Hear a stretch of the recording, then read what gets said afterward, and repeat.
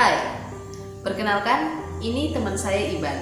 Saat ini, dia sedang menjalankan pendidikan S3 atau PhD di Delft University, Belanda. Saat menempuh pendidikan S2, dia berkuliah di 3 negara di Eropa, Belanda, Jerman, dan Swiss. Di video ini, saya akan mewawancarai dia tentang kenapa sih dia bisa kuliah di 3 negara dan apa kegiatannya saat ini. So you have to make sure that you watch this video till the end.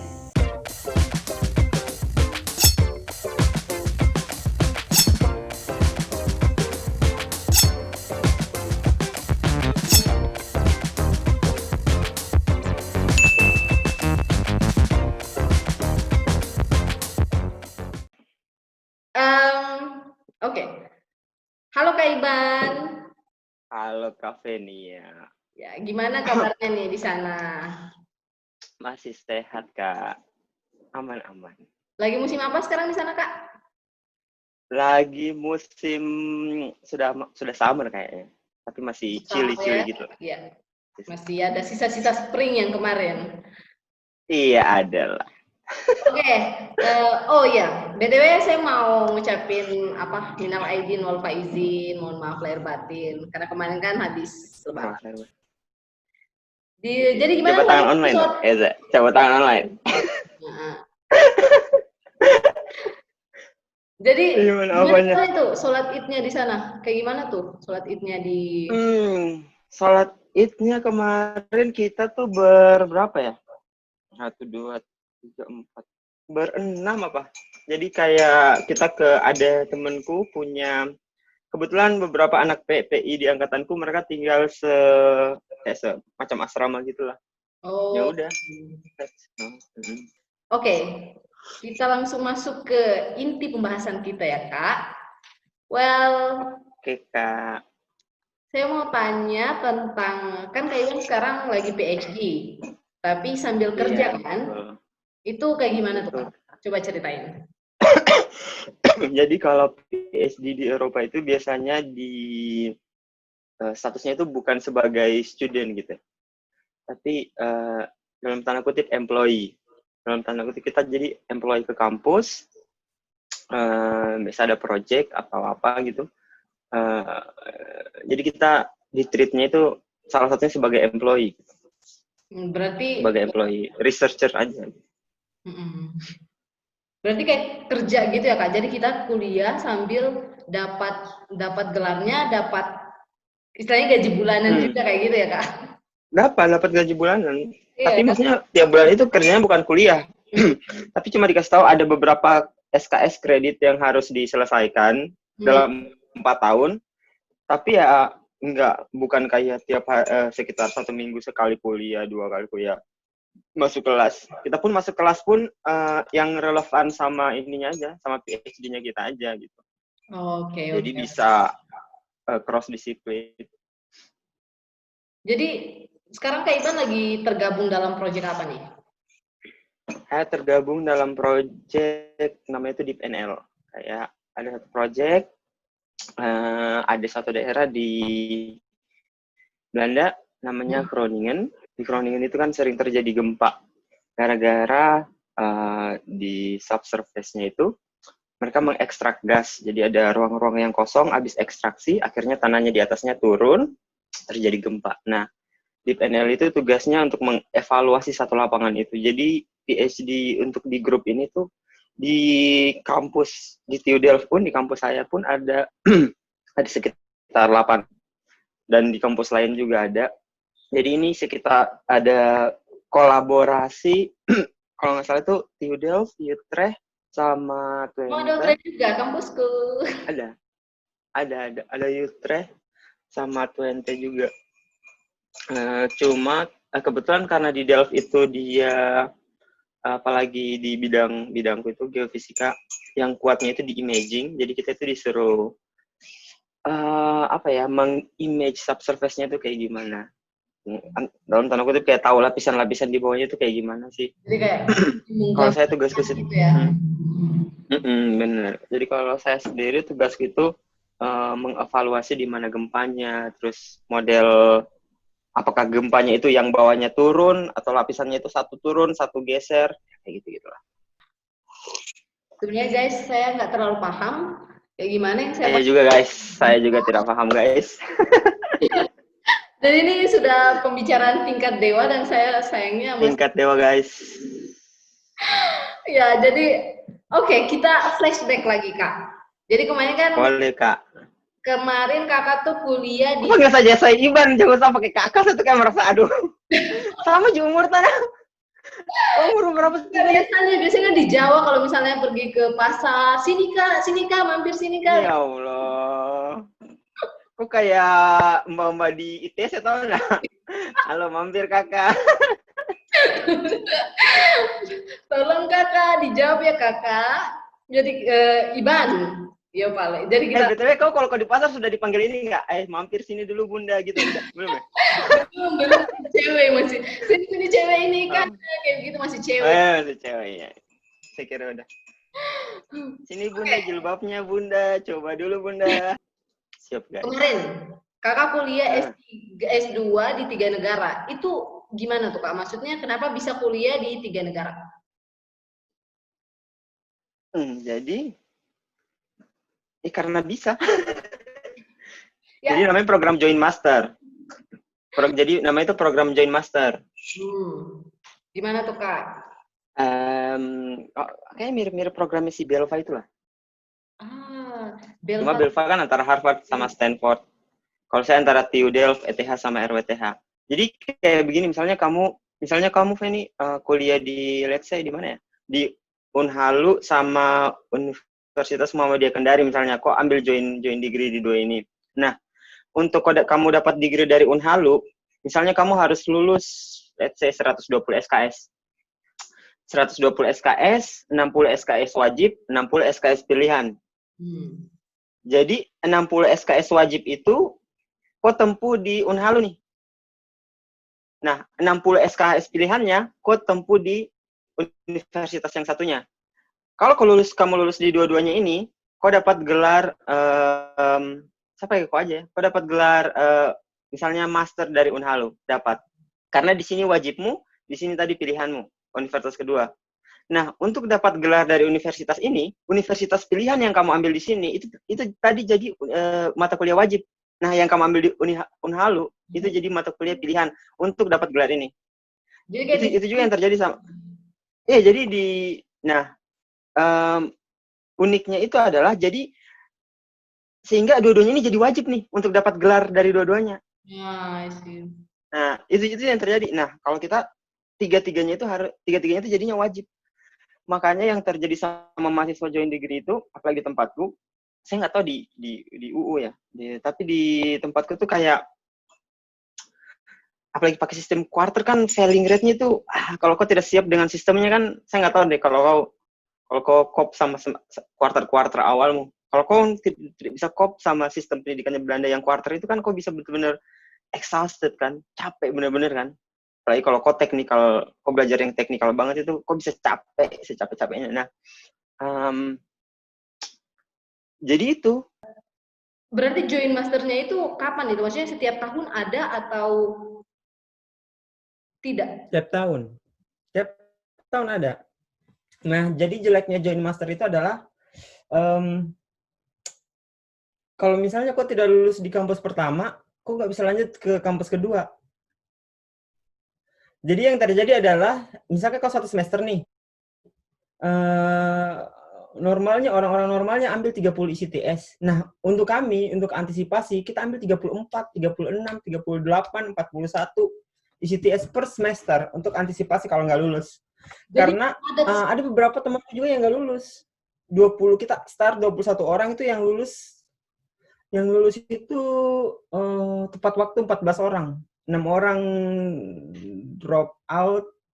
13 apa? Nah, karena 6 orang drop out, 2 orang terlambat. Karena kalau terlambat kok harus ikut tahun sesudahnya. I see ya. Jadi harus ambil SKS kredit banyak-banyak supaya jangan sampai ada satu mata kuliah yang tidak lulus jadi bisa ditutupi dengan mata kuliah yang lain. Lebih parah lagi kalau kau mau cum laude, honors ya. Honors lebih ketat lagi. Jadi honors itu kau harus lulus minimal 30. Oh ya, kalau kau mau honors, mengulangmu cuma satu mata kuliah yang kamu ulang. Jadi misalnya saya nih, kreditku yang saya dapat total 140. Tapi misalnya ada 2 mata kuliah yang saya ulang 2 kali gitu.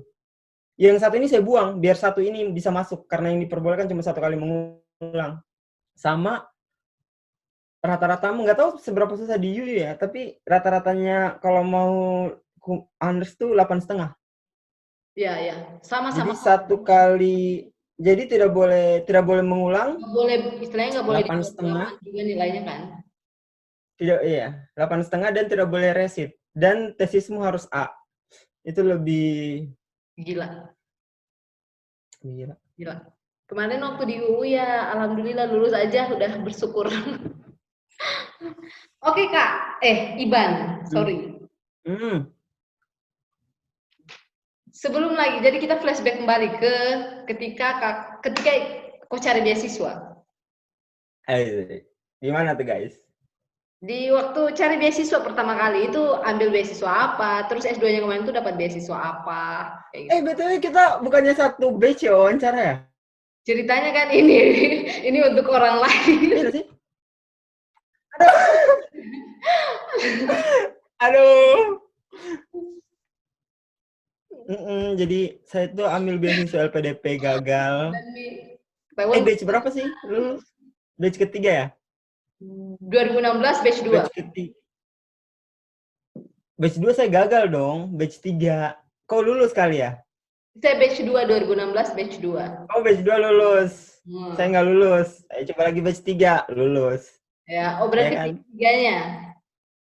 Iya, batch 3-nya. Sekarang LPDP cuma 2 kali, guys. Zaman dulu, sekarang udah boleh. Sampai sebanyak-banyaknya boleh. Oh, tesnya? Makanya baca guys.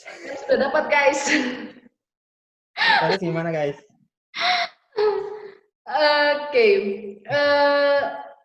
Menurut kakak kemarin waktu gagal tuh kenapa? Ada perasaan-perasaan Karena kurang persiapan. yang pertama gitu. Karena kampusnya cukup wow dan saat itu belum punya LOA. Jadi mungkin ya perasaanku, mungkin reviewer ragu saya bisa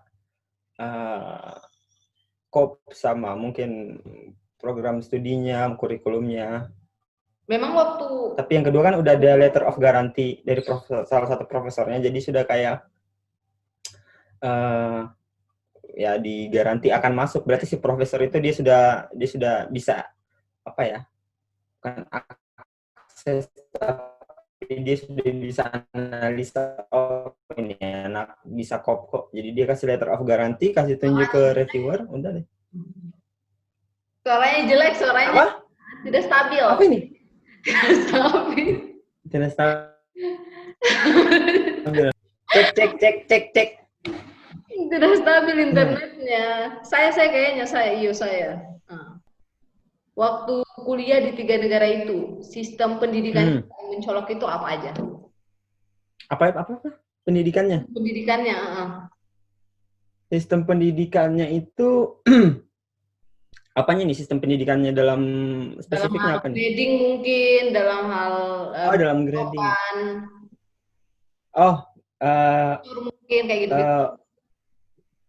Timeline dulu ya. Kalau di Delft itu dia pakai sistem quarter.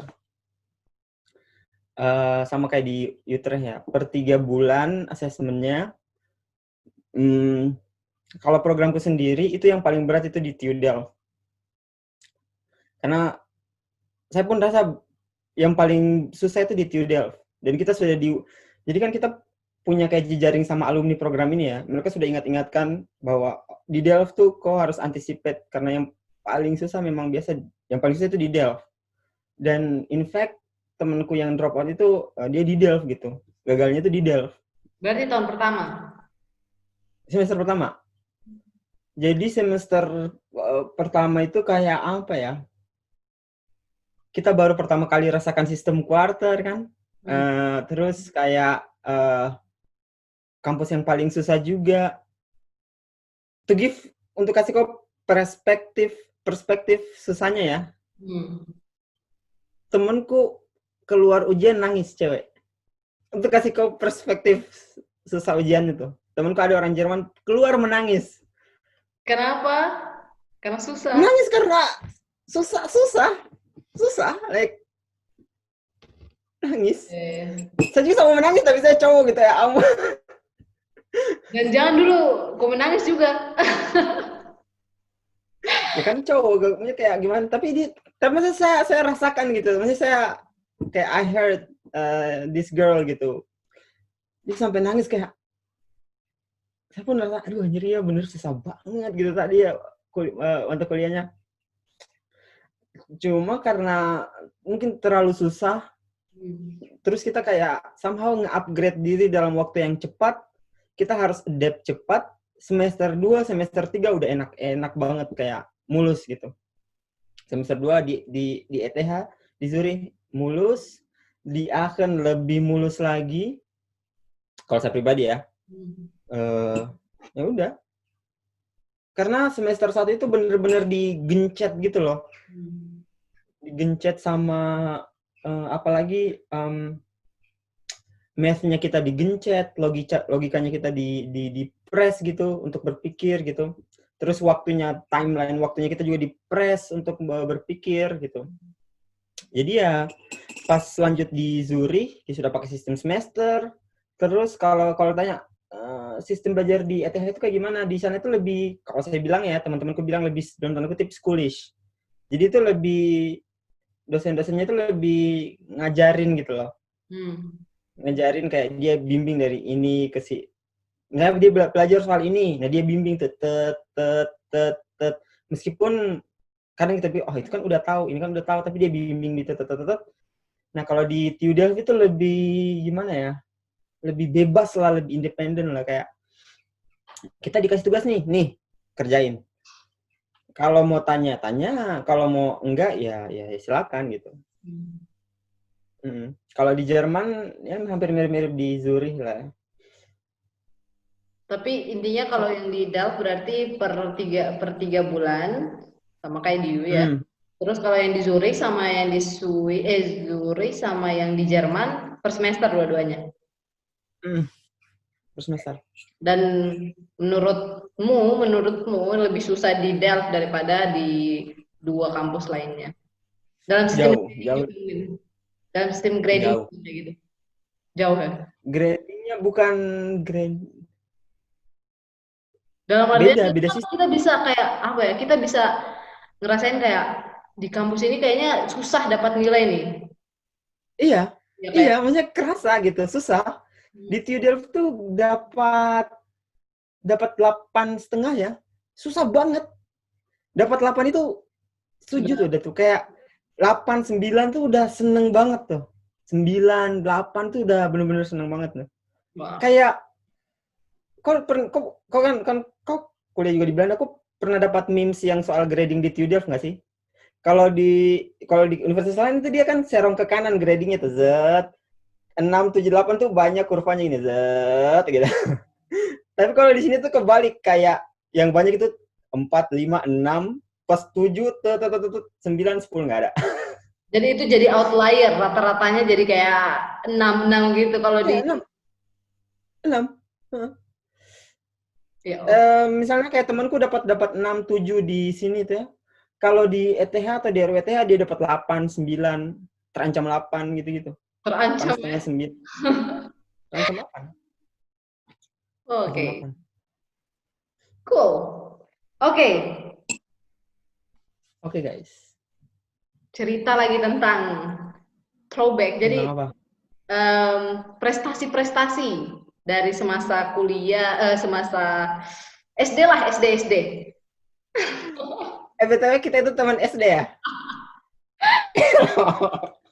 Kamu jangan sok-sokan, kamu YouTuber ya.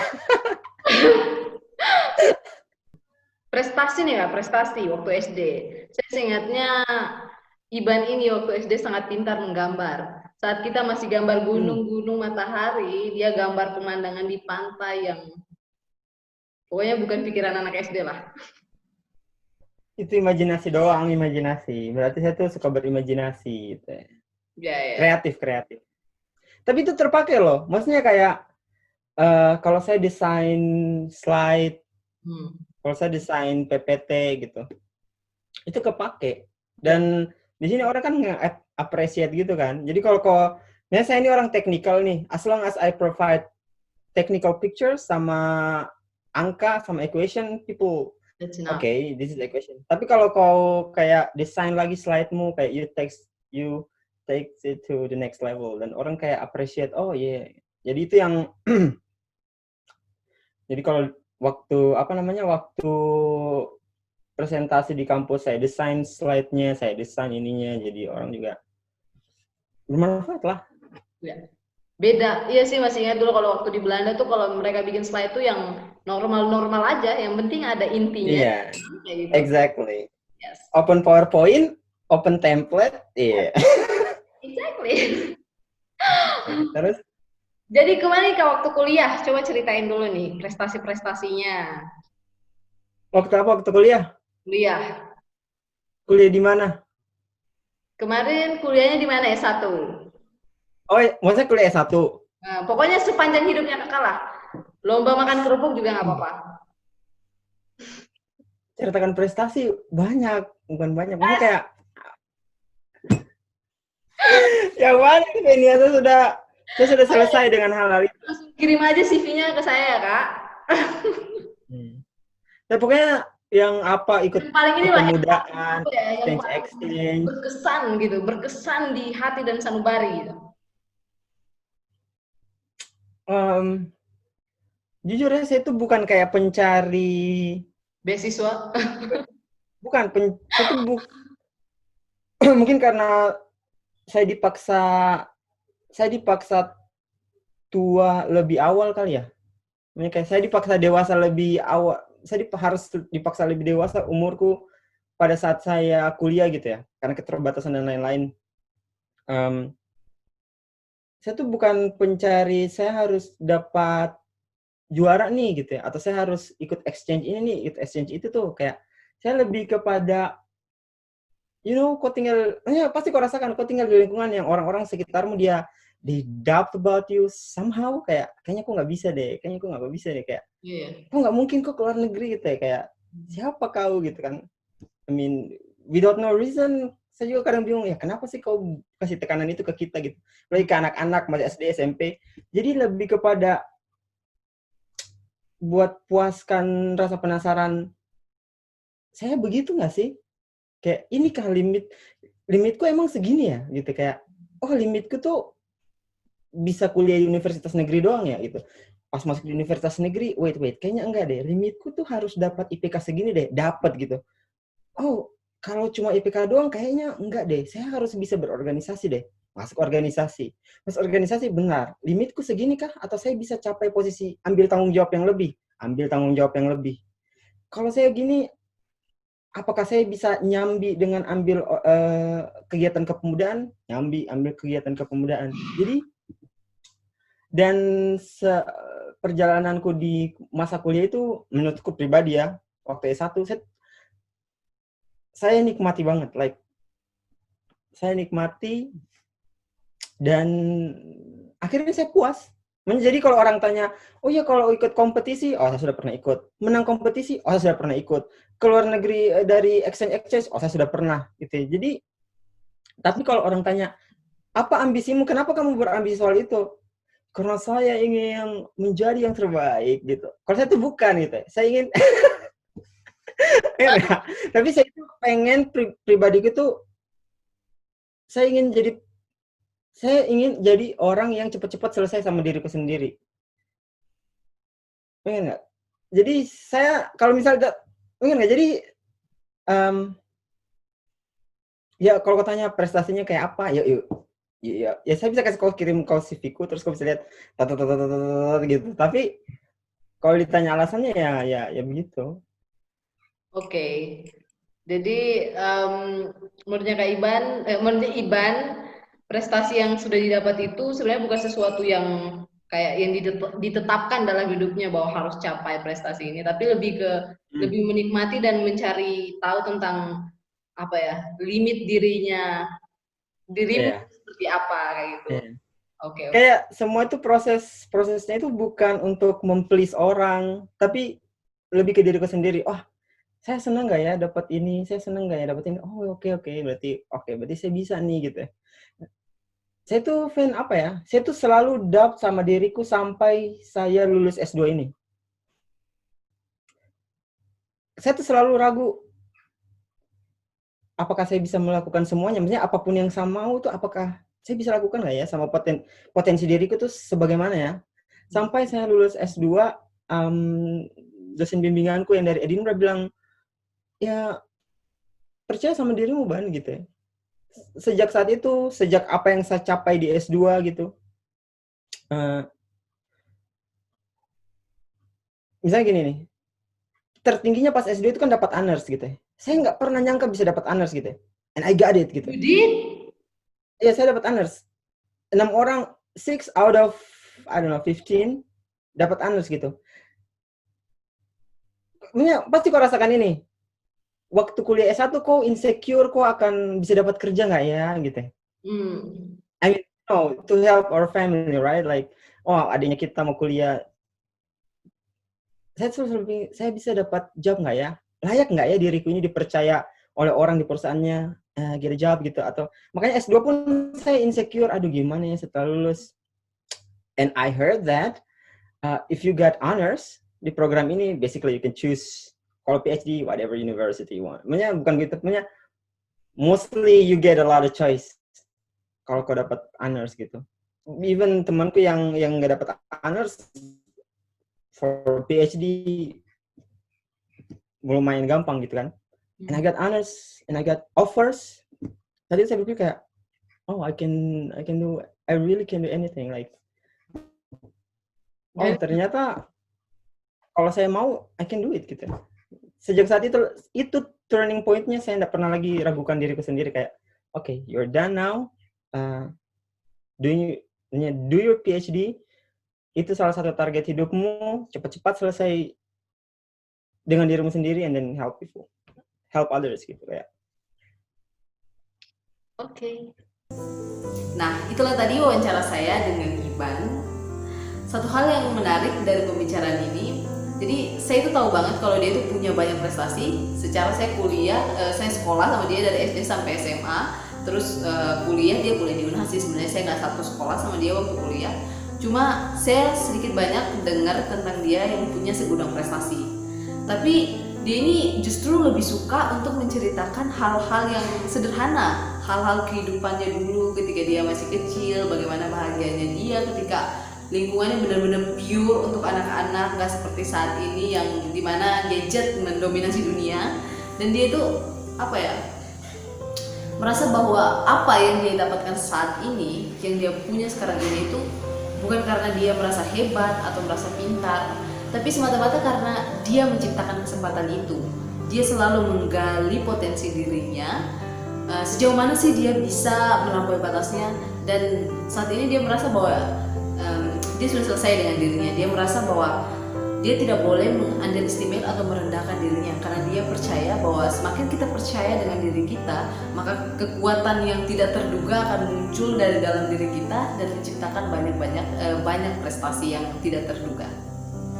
So sangat menarik di saat kita berpikir bahwa wow, kuliah di luar negeri itu susah, pasti hanya orang-orang pintar yang bisa. Tapi ternyata dia merasa bahwa sebenarnya itu hanya kesempatan. Dia hanya karena dia mencari kesempatan itu, makanya dia dapat. Jadi untuk teman-teman yang ingin kuliah di luar negeri, yang ingin ikut join program seperti Kak Iban, itu bisa banget. Kata Kak Iban itu setiap tahun dibuka, dan teman-teman tinggal cari informasinya. Dan yang paling penting adalah you have to believe yourself. Okay, I'll see you in the next video. Bye bye.